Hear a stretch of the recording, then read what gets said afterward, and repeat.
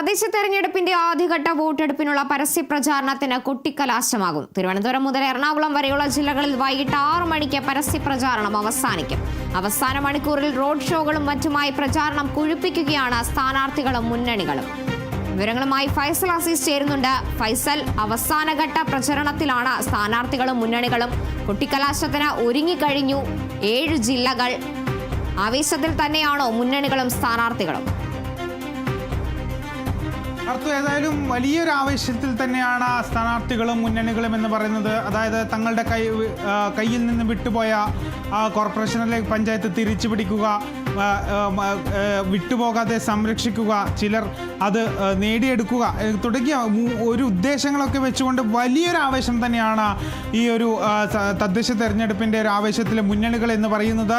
അതായത് തിരുവനന്തപുരം മുതൽ എറണാകുളം വരെയുള്ള ഇടങ്ങളിലാണ് നാളെ മറ്റന്നാൾ വോട്ടെടുപ്പ് നടക്കുന്നത്. നാളെ നിശബ്ദ പ്രചരണമാണ്. അതായത് പരസ്യ പ്രചരണങ്ങളൊന്നും ഉണ്ടാവില്ല. വീട് കയറി ഒന്നുകൂടി തൻ്റെ വോട്ട് ഉറപ്പിക്കുക എന്ന ലക്ഷ്യത്തോടെയാണ് നാളെ സ്ഥാനാർത്ഥികൾ മുന്നോട്ട് നീങ്ങുന്നത്. ഏതായാലും ഇപ്പോൾ തദ്ദേശ തെരഞ്ഞെടുപ്പ് തിരുവനന്തപുരത്തും കൊല്ലത്തും അതുപോലെ എറണാകുളത്തും ഉൾപ്പെടെയുള്ള എല്ലാ ജില്ലകളിലും വലിയൊരു ആവേശം തീർത്തുകൊണ്ട് മുന്നോട്ട് പോവുകയാണ്. തദ്ദേശ തെരഞ്ഞെടുപ്പിൻ്റെ ആവേശം സ്ഥാനാർത്ഥികൾക്കും പ്രവർത്തകരും ഉൾപ്പെടെ വീടാന്തരം കയറി വോട്ട് അഭ്യർത്ഥിക്കുന്ന ഒരു സാഹചര്യം. വോട്ട് അഭ്യർത്ഥിച്ച് തങ്ങളുടെ വോട്ട് ഉറപ്പിക്കുക എന്ന ലക്ഷ്യത്തോടു കൂടി മുന്നോട്ട് പോവുകയാണ്. ഇപ്പോൾ ആലപ്പുഴയിൽ KC വേണുഗോപാൽ MPയുടെ നേതൃത്വത്തിലാണ് UDFന്റെ പ്രചരണം നടക്കുന്നത്. വാഹന പ്രചരണ ജാഥ നടത്തിയത്. ഏതായാലും വലിയൊരു ആവേശത്തിൽ തന്നെയാണ് പ്രവർത്തകരും മുന്നണികളും ഉള്ളത്. തങ്ങളുടെ കൈവിട്ടുപോയ മണ്ഡലങ്ങൾ തിരിച്ചു പിടിക്കുക, അല്ലെങ്കിൽ കൈവിട്ടുപോയ പഞ്ചായത്തുകൾ തിരിച്ചു പിടിക്കുക എന്നൊരു ഉദ്ദേശത്തോടു കൂടി LDFും UDFും BJPയും അതുപോലെ മുന്നോട്ട് വരുന്ന ഒരു സാഹചര്യം കൂടി നിലവിലുണ്ട്. ഒപ്പം തന്നെ തൻ്റെ ഉള്ള ഭരണം അല്ലെങ്കിൽ ഉള്ള പഞ്ചായത്ത് നിലനിർത്തുക എന്ന ലക്ഷ്യം, ഒപ്പം തന്നെ എങ്ങനെയെങ്കിലും ഏതെങ്കിലും ഒരു വാർഡിലെങ്കിലും വിജയിച്ച് കയറുക എന്ന ലക്ഷ്യം, അങ്ങനെ 3 ലക്ഷ്യത്തോടു കൂടിയാണ് മുന്നണികൾ മുന്നോട്ട് നീങ്ങുന്നത്. എല്ലാവർക്കും വിലങ്ങുതടിയായി വിമതരുണ്ടെങ്കിലും അതൊന്നും വകവെക്കാതെ എങ്ങനെയെങ്കിലും ഭരണം പിടിച്ചെടുക്കുക, അല്ലെങ്കിൽ എങ്ങനെയെങ്കിലും വിജയിച്ച് കയറുക എന്ന ഒറ്റ ലക്ഷ്യത്തോടു കൂടിയാണ് മുന്നണികൾ മുന്നോട്ട് നീങ്ങുന്നത്. ഒപ്പം തന്നെ ആവേശച്ചൂടിലാണ് എല്ലാവരും. ഒരു തെരഞ്ഞെടുപ്പിൻ്റെ ഏറ്റവും വലിയ ജനാധിപത്യ യുദ്ധത്തിൻ്റെ, ഏറ്റവും വലിയ ജനാധിപത്യ ആഘോഷത്തിൻ്റെ ഒരു അലയൊലികളാണ് ഇപ്പോൾ നാടെങ്ങും നടന്നുകൊണ്ടിരിക്കുന്നത്. ആദ്യഘട്ട വോട്ടെടുപ്പാണ് മറ്റന്നാൾ നടക്കുന്നത്. രണ്ടാം ഘട്ട വോട്ടെടുപ്പ് 11-ന് നടക്കുകയും ചെയ്യും. 11-ന് നടക്കുന്നത് തൃശ്ശൂർ മുതൽ കാസർഗോഡ് വരെയുള്ള ജില്ലകളിലാണ് രണ്ടാം ഘട്ട വോട്ടെടുപ്പ് നടക്കുന്നത്. ഏതായാലും വളരെ ആവേശത്തിൽ തന്നെയാണ് നഗരങ്ങൾ കീഴടക്കിക്കൊണ്ട് ഇന്ന് വൈകിട്ട് 6 മണി വരെയാണ് ഇത്തരത്തിൽ ഈ പരസ്യ പ്രചരണത്തിനുള്ള കൊട്ടിക്കലാശത്തിൻ്റെ സമയം എന്ന് പറയുന്നത്. ഇന്ന് വൈകിട്ട് 6 മണി വരെയാണ്. അപ്പോൾ അതുകൊണ്ട് തന്നെ 6 മണി വരെ വലിയ രീതിയിലുള്ള ആഘോഷം. തങ്ങളുടെ സ്ഥാനാർത്ഥിക്ക് വേണ്ടി വോട്ട് അഭ്യർത്ഥിച്ചുകൊണ്ട്, തങ്ങളുടെ സ്ഥാനാർത്ഥിയെ വിജയിപ്പിക്കണമെന്ന് ആവശ്യപ്പെട്ടുകൊണ്ട്, തങ്ങളെ സ്ഥാനാർത്ഥിയെ വിജയിപ്പിക്കണമെന്ന് അഭ്യർത്ഥിച്ചുകൊണ്ട് എല്ലാവരും വലിയ രീതിയിലുള്ള ആഘോഷം, എല്ലാവരും വലിയ രീതിയിലുള്ള ഒരു പരസ്യ പ്രചരണത്തിൻ്റെ കൊട്ടിക്കലാശത്തിനാണ് ഇപ്പോൾ നഗരങ്ങൾ മുഴുവൻ സാക്ഷ്യം വഹിക്കുന്നത്.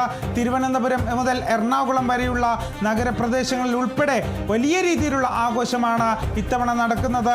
എല്ലാവിധ പ്രചരണങ്ങളുമുണ്ട്.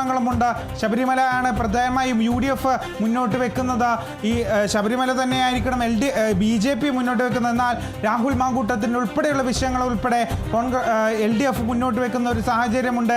ഏതായാലും വിജയം ഉറപ്പിക്കുക എന്ന ലക്ഷ്യത്തിൽ കവിഞ്ഞ് മറ്റൊന്നുമില്ല എന്ന് ഉറപ്പിച്ചുകൊണ്ടാണ് മുന്നണികൾ മുന്നോട്ട് നീങ്ങുന്നത്.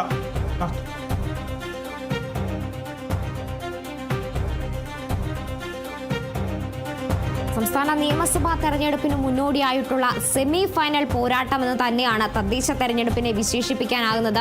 അവസാനഘട്ട പോരാട്ടങ്ങൾക്ക് ഒരുങ്ങുകയാണ്. ഇന്ന് കൊട്ടിക്കലാശത്തോടെ ഇനി നാളെ മുതൽ നിശബ്ദ പ്രചാരണമാണ്.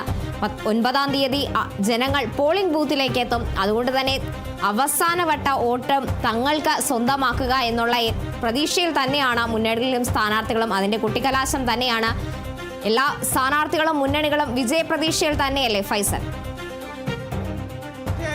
സൂചിപ്പിച്ചതുപോലെ നിയമസഭാ തെരഞ്ഞെടുപ്പിന്റെ ഒരു സെമി ഫൈനൽ പോരാട്ടം അതാണ് തദ്ദേശ തെരഞ്ഞെടുപ്പ് എന്ന് പറയുന്നത്. എല്ലാ മുന്നണികളും വിജയ പ്രതീക്ഷയിൽ തന്നെയാണ്. വിജയത്തിൽ കുറഞ്ഞത് ഒന്നുമില്ല എന്ന് തന്നെയാണ് എല്ലാവരും ഒറ്റ സ്വരത്തിൽ ഒറ്റ വാക്കിൽ പറയുന്നത്. അതായത് തങ്ങളുടെ തങ്ങൾ ഭരണം പിടിച്ചെടുക്കുക എന്ന ഉദ്ദേശത്തോടു കൂടി അരയും തലയും മുറുക്കിയാണ് എല്ലാവരും രംഗത്തേക്ക് വരുന്നത്, തെരഞ്ഞെടുപ്പ് രംഗത്തേക്ക് വരുന്നത്. മത്സരം ചൂട് പിടിക്കുന്ന ഒരു മത്സരം തന്നെയായിരിക്കും എന്ന് തന്നെയാണ് പറയേണ്ടി വരുന്നത്. കാരണം അത്രയും വിഷയങ്ങൾ ഒക്കെ തന്നെയുണ്ട്. മൂന്ന് മുന്നണികൾക്ക് മുന്നേക്കാനുള്ള വലിയ രീതിയിലുള്ള വിഷയങ്ങളുണ്ട്, തെരഞ്ഞെടുപ്പ് തന്ത്രങ്ങളുണ്ട്, തെരഞ്ഞെടുപ്പ് പ്രചരണങ്ങളുണ്ട്. അപ്പോൾ അതുകൊണ്ട് തന്നെ വാശിയേറിയ ഒരു പോരാട്ടം, കേരളം ഇതുവരെ കണ്ടത് വെച്ചാൽ വാശിയേറിയ ഒരു പോരാട്ടമായിരിക്കും ഇത്തവണ നടക്കുക എന്ന ആത്മവിശ്വാസത്തോടുകൂടി, ഉറച്ച വിശ്വാസത്തോടു കൂടിയായിരിക്കും എല്ലാവരും കളത്തിലേക്ക് ഇറങ്ങുന്നത്. ഏതായാലും തങ്ങളുടെ പ്രവർത്തകരും ഒട്ടും ആവേശം കുറഞ്ഞിട്ടില്ല എന്ന് വേണം മനസ്സിലാക്കാൻ. വലിയൊരു ആവേശത്തിൽ തന്നെയാണ് പ്രവർത്തകരും മുന്നോട്ട് പോകുന്നത്. പ്രവർത്തകർ തങ്ങളുടെ സ്ഥാനാർത്ഥികളെ വിജയിപ്പിക്കുവാനെന്ന് അഭ്യർത്ഥിച്ചുകൊണ്ട്, ആവശ്യപ്പെട്ടുകൊണ്ട് ഓരോ വീടാന്തരവും കയറിറങ്ങി വോട്ട് തേടുന്ന ഒരു സാഹചര്യം ഈ പ്രവർത്തകർക്ക് ഒപ്പം തന്നെ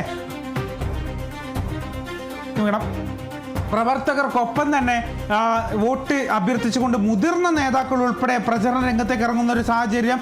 KC വേണുഗോപാൽ MP നേരിട്ട് ഇറങ്ങുന്നു. അതുപോലെ ഈ CPM-ന്റെ മുതിർന്ന നേതാക്കൾ ഉൾപ്പെടെയുള്ളവർ നേരിട്ട് ഇറങ്ങുന്നു. മുഖ്യമന്ത്രിയുടെ മുഖാമുഖം പരിപാടി, അത്തരത്തിൽ മുഖാമുഖം പരിപാടി ഓരോ ജില്ല കേന്ദ്രീകരിച്ചും ഓരോ പ്രസ് ക്ലബിലും നടക്കുന്ന ഒരു സാഹചര്യം. തങ്ങളുടെ വികസനം ഊന്നി പറഞ്ഞുകൊണ്ടാണ് മുഖ്യമന്ത്രി തൻ്റെ മുഖാമുഖത്തിൽ പറയുന്നത്.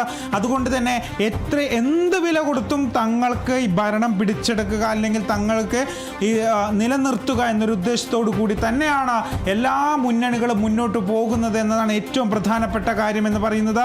പ്രതിപക്ഷത്തു നിന്നാവട്ടെ VD സതീശൻ, അതുപോലെ എല്ലാവരും ഓരോ മണ്ഡലങ്ങളും കയറി ഇറങ്ങി പ്രചരണം നടത്തുന്ന സാഹചര്യം. ഓരോ ജില്ലയിലും മുഖാമുഖം പരിപാടികളൊക്കെ സംഘടിപ്പിച്ചുകൊണ്ട് പ്രചരണം നടത്തുന്ന സാഹചര്യം. സർക്കാരിനെതിരെ ആഞ്ഞടിച്ചുകൊണ്ട് VD സതീശൻ മുന്നോട്ട് പോകുമ്പോൾ LDF-ന്റെ അല്ലെങ്കിൽ സർക്കാരിൻ്റെ പ്രധാനപ്പെട്ട വികസന പ്രവർത്തനങ്ങളൊക്കെ എടുത്തു പറഞ്ഞുകൊണ്ടാണ് മുഖ്യമന്ത്രി പിണറായി വിജയൻ മുന്നോട്ട് പോകുന്നത്. അത്തരത്തിൽ ശക്തമായ പോര് ഇതിനൊക്കെ തന്നെയും അതായത് സർക്കാരിനെയും പ്രതിപക്ഷത്തിനെയും രൂക്ഷമായി വിമർശിച്ചുകൊണ്ട് NDAയുടെ BJPയുടെ സംസ്ഥാന പ്രസിഡന്റ് മറ്റ് ജില്ലകളിലേക്ക് പോകേണ്ടതുണ്ട്. ഇപ്പോൾ കൊച്ചി കോർപ്പറേഷനിലെ UDF സ്ഥാനാർത്ഥിയായ ദീപ്തി മേരി വർഗീസിനൊപ്പം വിനയരാജ് ഉണ്ട്. അതിന്റെ വിശേഷങ്ങളും കൂടി നമുക്ക് അറിയേണ്ടതുണ്ട്. കോർപ്പറേഷനിൽ സ്റ്റേഡിയം ഡിവിഷനിൽ മത്സരിക്കുന്ന ദീപ്തി മേരി വർഗീസാണ് ഇപ്പോൾ കേരള വിഷൻ ന്യൂസിനോടൊപ്പം ചേർന്നത്. അവസാന ഘട്ടത്തിൽ എത്തി നിൽക്കുകയാണ്. എങ്ങനെയുണ്ട് പ്രതീക്ഷകളൊക്കെ? UDF ഇപ്രാവശ്യം വലിയ പ്രതീക്ഷയാണ്. ഞങ്ങൾ ഇപ്രാവശ്യം തമ്പിങ് മെജോറിറ്റി വാങ്ങിക്കും. കാരണം കഴിഞ്ഞ 5 വർഷക്കാലത്തെ ഇടതുപക്ഷ ഭരണം എന്ന് പറയുന്നത് ജനജീവിതം, നഗരജീവിതം വളരെ ദുസ്സഹമാക്കിയിട്ടുണ്ട്. നഗരത്തിന് പുതിയതായിട്ട് ഒരു പദ്ധതികളും കൊടുക്കാത്ത ഭരണസമിതിയായിരുന്നു കഴിഞ്ഞ 5 വർഷക്കാലം. ഏറ്റവും അടിസ്ഥാന പ്രശ്നമായ മാലിന്യ സംസ്കരണം, അതുപോലെ തന്നെ വെള്ളക്കെട്ട്, ഇതിനൊന്നും പരിഹാരം കാണാൻ കഴിഞ്ഞിട്ടില്ല. അതുപോലെ തന്നെ സാധാരണക്കാരുടെ പ്രശ്നങ്ങളായ ക്ഷേമ പെൻഷൻ, ആശാ വർക്കേഴ്സിൻ്റെ വിഷയങ്ങൾ, അംഗൻവാടി ടീച്ചേഴ്സിൻ്റെ വിഷയങ്ങൾ, ഇത്തരം കാര്യങ്ങൾ, വിലക്കയറ്റം, ഇതെല്ലാം വലിയ പ്രയാസങ്ങളായി ജനങ്ങളുടെ മുമ്പിൽ നിൽക്കുമ്പോൾ ഞങ്ങളിതെല്ലാം ഉയർത്തിപ്പിടിക്കുകയാണ്. ജനപക്ഷത്ത് നിന്നുകൊണ്ടാണ് ഇപ്രാവശ്യം UDF മത്സരിക്കുന്നത് എന്നുള്ളതുകൊണ്ട് തന്നെ വലിയ പ്രതീക്ഷയാണ് ഇപ്രാവശ്യമുള്ളത്. LDF-നെ സംബന്ധിച്ച് നോക്കുകയാണെങ്കിൽ അവരൊരു തുടർ ഭരണം തന്നെയാണ് ലക്ഷ്യം വെക്കുന്നത്. UDF-നെ സംബന്ധിച്ച് നോക്കുകയാണെങ്കിൽ നഷ്ടപ്പെട്ട ഭരണം തിരിച്ചു പിടിക്കാനുള്ള ശ്രമത്തിലാണ്. ഈ പ്രചരണ വിഷയങ്ങളായി പ്രധാനമായും LDF ചൂണ്ടിക്കാണിക്കുന്നത് ഈ മാലിന്യ പ്രശ്നം, കൂടാതെ തന്നെ ഈ വെള്ളക്കെട്ട് പ്രശ്നം തുടങ്ങിയ വിഷയങ്ങൾ ഉന്നയിച്ചുകൊണ്ടാണ് LDF പ്രധാനമായും പ്രചരണത്തിന് ഇറങ്ങുന്നത്. അത് എങ്ങനെ നോക്കിക്കാണുന്നു? അല്ല, അത്തരത്തിൽ പ്രചരണത്തിൽ ഇറങ്ങാൻ LDF-ന് കഴിയില്ലല്ലോ. കാരണം കേരളത്തിന്റെ ഹൈക്കോടതി തന്നെ എത്രയോ തവണ പറഞ്ഞു, ഇങ്ങനെ ഒരു നഗരഭരണം ഞങ്ങൾക്ക് വേണ്ട, ഇങ്ങനെ ഒരു നഗരഭരണം എന്തിനാണ് എന്ന് ചോദിച്ചല്ലോ. അപ്പോൾ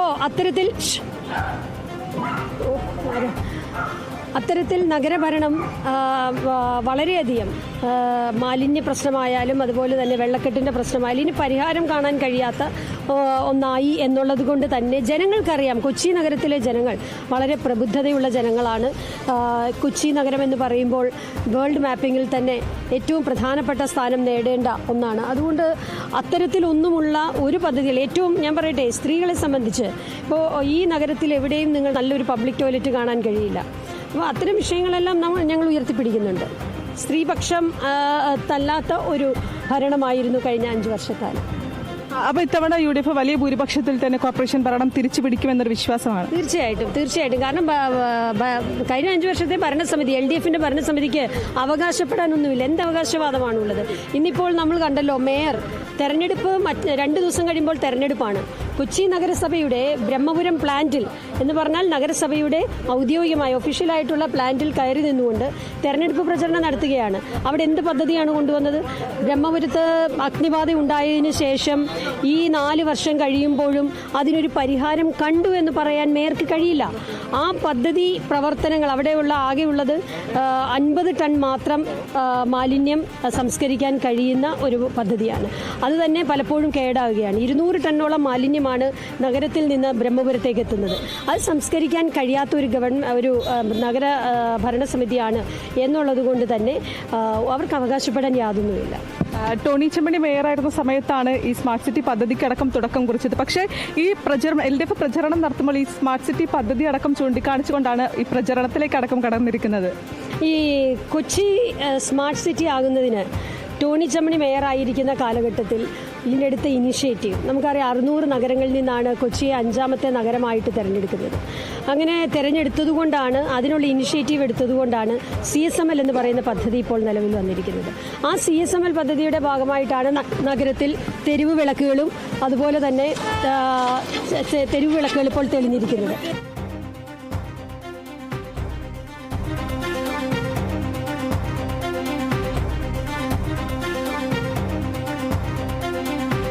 കൊച്ചി കോർപ്പറേഷനിലെ കലാശപ്പോരിന്റെ